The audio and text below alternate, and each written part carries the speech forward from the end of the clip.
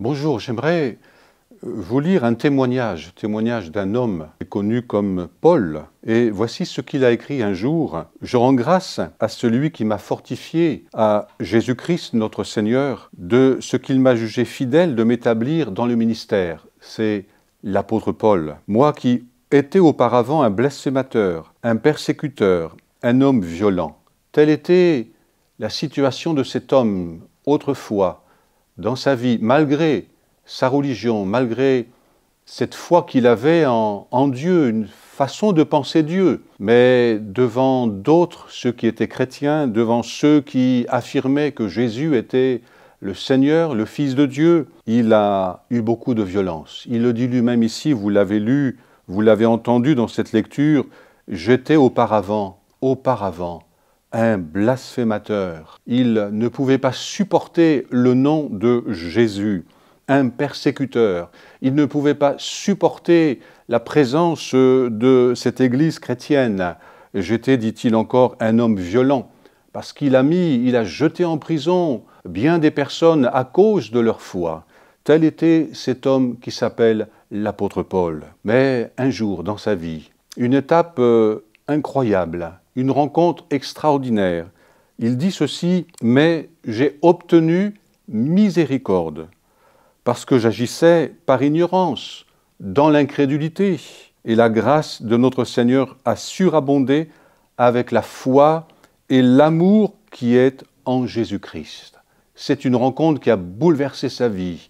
Lui qui ne pouvait pas accepter l'idée de la personne de Jésus-Christ et de son œuvre, voici que ce même Jésus lui est apparu, a bouleversé sa vie, changé sa mentalité. De violent qu'il était, il est devenu pacifique. De blasphémateur qu'il était, il est devenu un homme capable de dire des choses extraordinaires concernant la personne de Jésus de Nazareth. J'ai obtenu miséricorde. Savez-vous que vous aussi, vous pouvez obtenir miséricorde, car l'amour de Dieu qui a transformé cet homme, Paul, a le pouvoir de vous transformer vous et chacun de ceux de votre famille. Il dit aussi concernant la personne de Jésus, c'est une parole certaine et entièrement digne d'être reçue que Jésus-Christ est venu dans le monde pour sauver les pécheurs, dont je suis le premier. Et si j'ai obtenu miséricorde, dit-il, vous aussi, cher ami, vous pouvez obtenir miséricorde, car la bonté de Dieu s'est manifestée pour vous dans la personne de Jésus. Il est mort, il est ressuscité, vous avez entendu parler de la crucifixion. Ce n'est pas un mythe, ce n'est pas un rêve, ce n'est pas une légende, c'est une réalité qu'on peut vérifier sur le plan historique. Il a donné sa vie, mais miracle, il est ressuscité. Et c'est celui-là qui est ressuscité, qui est apparu à cet homme Paul et qui a bouleversé et changé sa vie. Il dit, il écrit, il le réécrit, « J'ai obtenu miséricorde ». Chers amis, c'est pour vous. Cher ami, c'est pour toi. La miséricorde de Dieu, elle est là dans la personne de Jésus. C'est une parole certaine et entièrement digne de reçue. Vous pouvez la recevoir. Tu peux la recevoir.